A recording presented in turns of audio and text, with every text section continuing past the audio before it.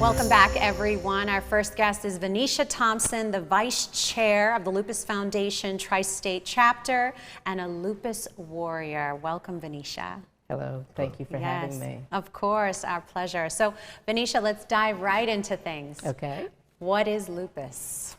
Well, lupus is an autoimmune disease that causes the body to lose the ability to determine good cells from bad cells. So instead of the body just building up white cells to fight off any germs, it just goes berserk and fights everything, including its own body. So it can do anything from cause inflammation to actual organ damage. So this is a disease that is very serious. It is something that affects women 90% of the time. Men do get it, it's just not as prevalent. And then people of color are 3 to 4 times more likely to get lupus than their counterparts. Right. Thank you for clearing that up. I think because growing up in the Black community, what I've heard was it was only blacks that got lupus. And when I met Vincenza told me that she's a warrior as well. And I was like, wait a minute, I thought only black. So thank you for clearing that up. And what I wanted you to do is is there any other misconceptions or falsities that we heard of lupus that might have been said amongst the last 20 years, 30 years, or whatever? I can't think of anything else aside from the fact that men do get it, because people didn't think that men even got it. Oh, wow, okay. And so men do get it. Nick Cannon has lupus. I can't think of any other male at this time, but they do get it. It is something that mimics other diseases, so it's so difficult to determine whether or not you have it. There are no one tests that can tell you, yes, you have lupus. So that's another problem. We can only treat the symptoms because there is no cure. It took us 50 years to get our first drug. Wow. Yes, but we got it, and now we have a second one, and I believe we have a third one that's on the close horizons that we're looking forward to. So we are beginning to have some options on treatment, but most of the treatments that they give you can be very debilitating to the body.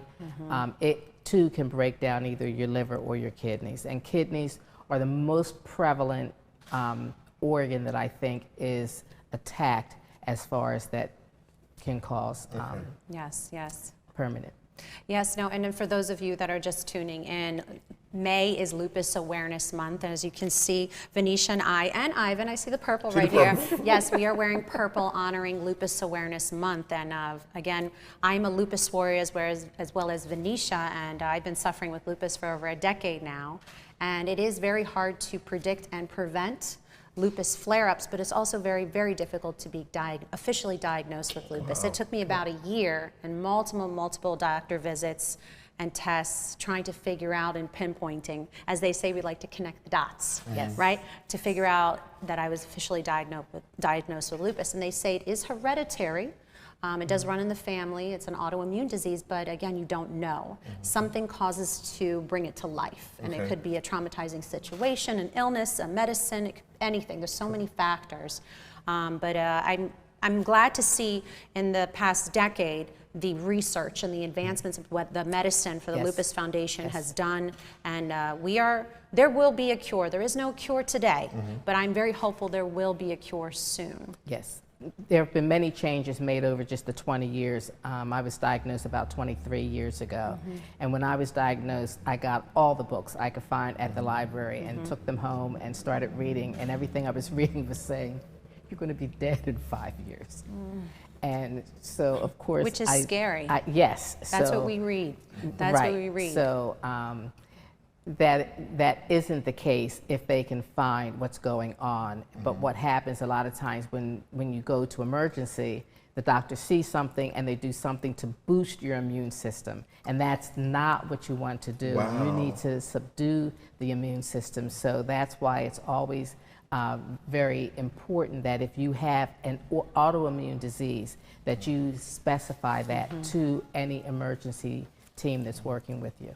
So let's talk about some symptoms of lupus. Let's break it down a little bit more. I know that I know what it is because I experience it every single day, but for our viewers that don't quite understand what lupus is or just tuning in, let's explain to them, let's break it down a little bit more. So explain to our viewers about some symptoms of lupus. So consistent headaches, hair loss, of course, fatigue. Extreme fatigue.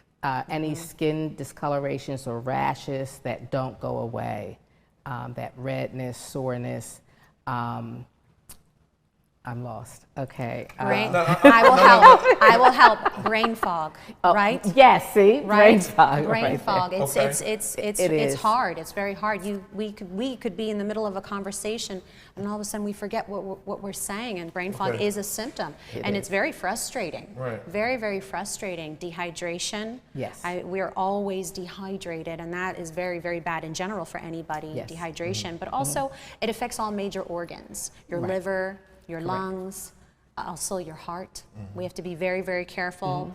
We are susceptible to heart attacks and strokes. Yes. So we have to be very, very, very careful. You So see, I'm sitting here like at all because, again, not knowing, and I'm glad that we have this opportunity to talk about it so people in the community can understand just along the symptoms. And I'm sitting here and I'm listening. You were diagnosed 10 years ago? 10 years, And over 10 years ago. And you were diagnosed over 23 years ago. 23 years And this ago. is not something that can be diagnosed at birth, right? No. Well, I had symptoms since I was maybe 2 or 3. Okay. And we kept going to the doctor and going to the doctor. But of course, they're not looking for lupus. They're looking for maybe juvenile diabetes, especially in the African American community. Right. So when that didn't happen, they just said, and they just sent me on my way. I have constantly had pleurisy, which is inflammation around the lining of the lungs. Okay. You could also have pericarditis, inflammation around the heart.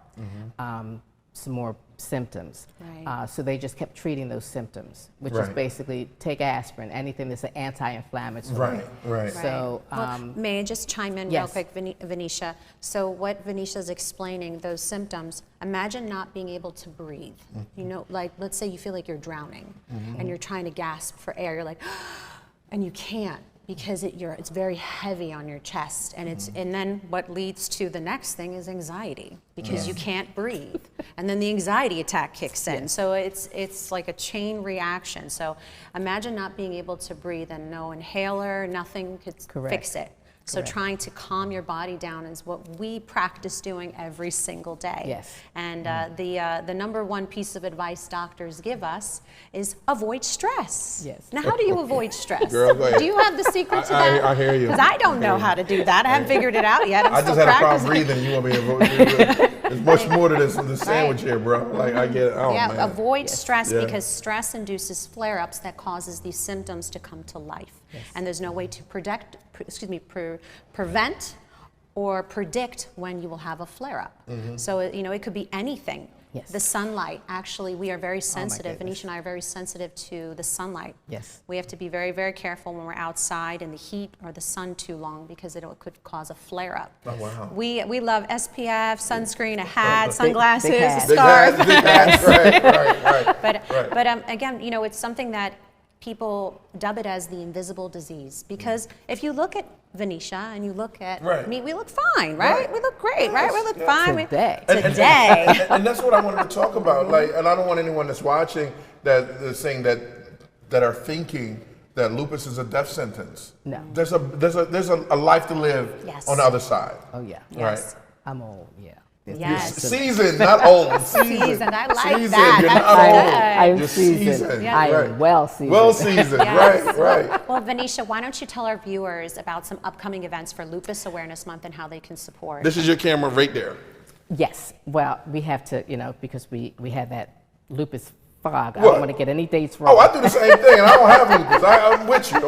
I'm gonna pull out. The faintest of ink is better than any memory. So there you rock out. We just had a walk yesterday. We'll be doing another walk the 13th of October. We have another one the 30th, I believe, of October. And then we have one the 13th of November. If you look on our website, you'll see exactly where they are because we have West Pennsylvania, Philadelphia, and then Delaware. Nice, Delaware is nice. in November. So we don't want to miss out on those. We also have the Lupus Lynx, which is taking place on May 24th, and that is going to be at the Green Valley Country Club in Lafayette, Pennsylvania. It is not too late to be able to join that. We also have a Living Well with Lupus symposium, and that is going to be online. Because everything we've been doing has been, with COVID, we are still doing the Zoom programs for that. So you can just register online. And I believe that was everything that we had in this month that was extra special. Okay. But we constantly, if you go to the website, we have constant web chats, webinars, and programming every single week for you to be able to tune in and get something very current and up to date. Right. So. Yes, yes. No, and if you, what's the website? Because I know the website, but why don't you let our viewers know the website? If you go to lupus.org, it will take you to all of the Lupus Foundation of America websites, and then you can put in Philadelphia Tri-State, or you can just put in Lupus Tri-State, and you will get our website directly. Yes. Venetia, thank you so much for coming on today's Thank you show. for It means a having lot us. to me, and Ivan, Yes, thank you yes. for Thank welcoming Venetia with open arms, because it does hit home for me. So thank you for everything you're doing, fellow lupus warrior, and continue to fight. Because we've known each other for a long time, and we always stay together. So Nice. thank you again. And Thank again, you. for viewers just tuning in, make sure you look up lupus.org, Lupus Foundation of America, the tri-state area to be more involved and a part of supporting this cause, since it does hit home for me and Venetia.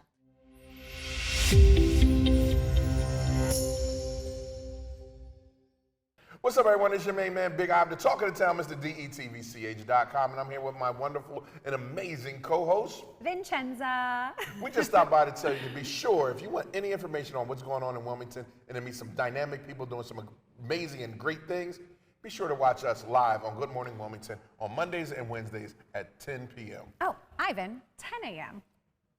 Which he said, 10 a.m. Listen to me, that's why he has me here. But yes, tune in live, 10 a.m. Monday and Wednesday on Good Morning Wilmington. DETVCH.com.